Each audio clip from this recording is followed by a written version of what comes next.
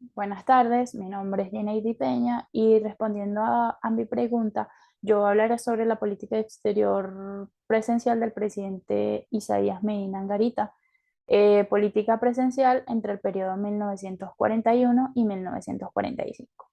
Ahora bien, puntualizando, tenemos que uno de los hechos de política exterior durante este gobierno presidencial es que las relaciones exteriores van a ser conducidas por dos cancilleres importantes cuyos nombres son Carayolo Parra Pérez, quien fue un hombre de carrera, y Gustavo Herrera.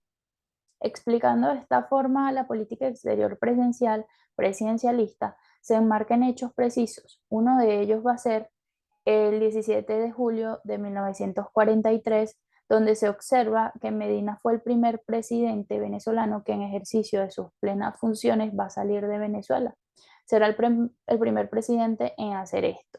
A su vez, va a dar comienzo a una gira por las naciones bolivarianas, cuyos países van a ser Colombia, Ecuador, Perú, Bolivia y Panamá, correspondiendo así a las visitas de Estado hechas a Venezuela por los entonces presidentes Prado del Perú, López de Colombia y Arroyo del Río de Ecuador. En 1942, también de Bolivia, Medina vino mal desde Perú, la altura boliviana también lo afectó y envía plenipotenciarios de Paraguay en 1943, estableciéndose de esta forma una nueva modalidad en las relaciones de los países latinoamericanos en la búsqueda de una unidad de intereses comunes y de acción conjunta.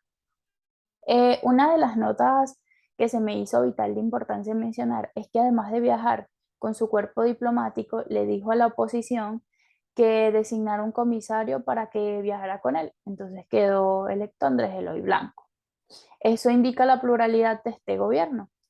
Como nota número 2, quise sintetizar que el canciller Carayolo Parra Pérez no fue a ninguno de estas dos salidas porque se quedó encargado de la presidencia de Venezuela. Teniendo en cuenta que antes no había un vicepresidente, había que nombrar un ministro y se estilaba nombrar al ministro de Interior.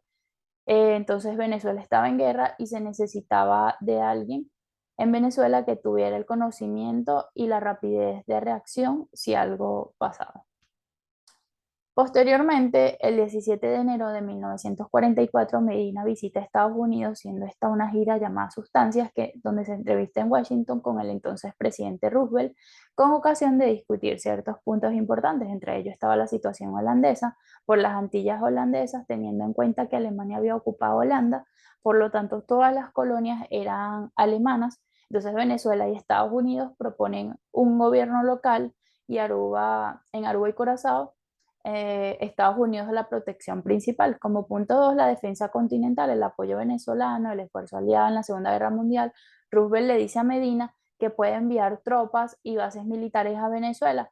Él va a responder que no, que solo envía oficiales. También va a visitar la Cámara de Comercio de Nueva York para proponer lo que va a ser inversiones, convenios, diciendo que Venezuela es un país estable, seguro, en donde se puede invertir y hay garantías. Dicho todo esto, vamos a evidenciar que la política exterior presencial la va a llevar a cabo el mismo Carayolo Parra Pérez, quien se encargará de asistir a lo que fue la reunión de consulta de cancilleres en Brasil en 1942. Viajó a México, Estados Unidos, Cuba, Uruguay, Argentina, Chile, Ecuador, Panamá. Posteriormente se da la adhesión a Naciones Unidas el 26 de junio de 1945, donde también tuvo participación a la reunión que le va a dar forma a las Naciones Unidas, en donde se va a relatar los derechos humanos, va a hablar acerca de la Corte Internacional de la Haya y va a mencionar también que la Carta debe tener tres aristas, situación que se aprobó, las cuales fueron compromiso para organizar la paz, solidaridad humana y creación de la Corte Internacional de Justicia. También se fomentó lo que fue la creación de la UNESCO en 1945, pero nosotros nos adherimos a ella en 1946. A él le quemaron su biblioteca y le saquearon su casa y como para resarcir ese dolor, lo envían a Francia y ya fomenta lo que es la creación de la UNESCO. A su vez, se presencia que Medina se inserta en la dinámica internacional, ya que algunos jefes de Estado comenzaron a venir a Venezuela, como Colombia, de Perú, Carlos Arroyo del Río de Ecuador, Ingenio de Paraguay, Enrique Peñaranda de Bolivia, durante la administración del presidente Medina. Venezuela va a establecer relaciones importantes con China en 1943 y con la Unión Soviética en 1945.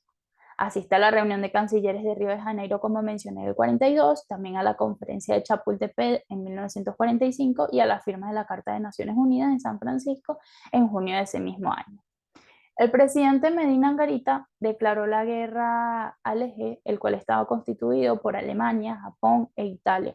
El 15 de febrero del 45, si bien no intervino militarmente, se le reconocen sus méritos por haber mantenido el suministro de lo que fue el suministro petrolero a favor de la causa aliada durante todo el conflicto bélico. Muchísimas gracias.